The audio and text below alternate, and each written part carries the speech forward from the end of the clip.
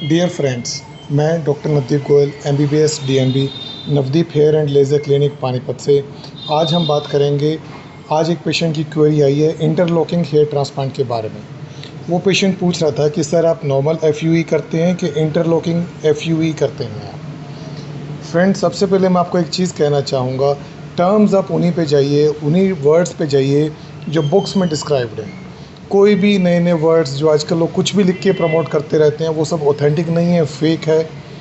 Fake बोल के कुछ भी आपको कर लेंगे, आप कुछ भी आप फंस जाओगे, उसमें गलत चीज़ है वो। आप सिर्फ, मैं अपने हर वीडियो में बोलता हूँ, एक चीज़ का ध्यान दीजिए कि करने वाला कौन है। इन प्रमोशंस का मतलब ये होता है कि लोग ये बोल के प्रमोट करते हैं कि हमारे पास ये है, हमारे पास वो है। वो इस चीज़ से आपका ध्यान हटा देते हैं कि करने वाला बंदा कौन है।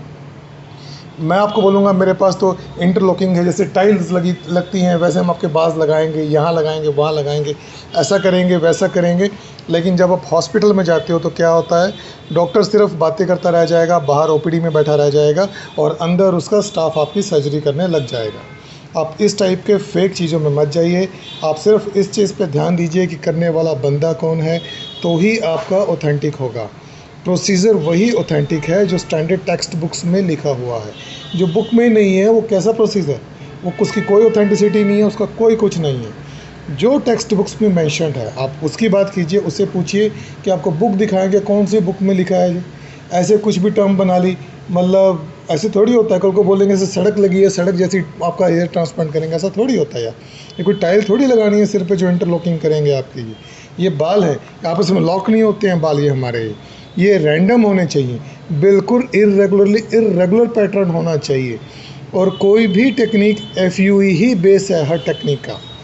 अगर दो टेक्निक्स बेसिस हैं दोस्तों, एक FUE और एक FUT। अगर आप करवा रहे हैं तो एक चीज़ ध्यान रखिए, FUT अलग है जिसमें स्कार आता है, आपकी स्ट्रिप ली जाती है। उसके अलावा जितनी भी टेक्निक्स हैं उन सब का बेस जो है, जो मेन जो मूल रूप है, वो FUE ही है। ये बात सही है, बिल्कुल सही है कि पिछले 20 साल में FUE की टेक्निक में बहुत चेंजेस आए हैं। ये बहुत इवॉल्व की है, काफ़ी मॉडर्न हो गई है। जो FUE की टेक्निक आज से 20 साल पहले होती थी, 10 साल पहले होती थी, इवन तक की जो 5 साल पहले होती थी, उसमें भी कई चेंजेस आ गए हैं। टेक्निक में कई चेंजेस आ गए हैं, प्रोसीजर में कई चेंजेस आ गए हैं। टेक्निक बहुत ज़्यादा रिफ़ाइन हो गई है, बहुत ज़्यादा अच्छी हो गई है। लेकिन नाम उसका आज भी FUE ही है, नाम उसका चेंज नहीं हुआ है। तो नामकरण से कोई फ़र्क नहीं पड़ने वाला है। अब ये मोबाइल है, मैं इसको बोलूँ ये एप्पल का है, सोनी का है, इसका है, उसका है, कोई फ़र्क नहीं पड़ेगा, ये मोबाइल यही रहेगा। जा तो मैं मोबाइल बदलूँ, मोबाइल तो मैं नहीं बदल रहा हूँ, टेक्निक तो मेरी वही है, बेसिक टेक्निक तो मेरी। तो अगर टेक्निक मेरी नहीं बदल रही है, चीज़ मेरी नहीं बदल रही है, कल को मैं अपना नाम कुछ भी रख लूँ तो मैं ही रहूँगा। आप समझ गए मेरी बात को। इसलिए आप टेक्निक के ऊपर जाइए, बेसिकली ये देखिए कि करने वाला बंदा कौन है। अगर वो डॉक्टर क्वालिफाइड है, वो पंचिंग स्लिटिंग वो खुद कर रहा है, तो आपका ट्रांसप्लांट फेल नहीं होगा। और अगर वो एक्सपीरियंस्ड भी है, MBBS की है, MD की है, DNB की है, तो इसको इतनी नॉलेज है, वो CMEs अटेंड करता रहता है, तो उसको पता है लेटेस्ट क्या है और क्या आपके लिए बेस्ट है, वही आपके लिए बेस्ट है। आप अपना दिमाग मत चलाइए। आपका ये फर्स्ट केस है, ये चीज़ हमेशा ध्यान में रखिए। लेकिन जो आपका डॉक्टर है, आपका उसका वो फर्स्ट केस नहीं है, उसका डेली का काम है।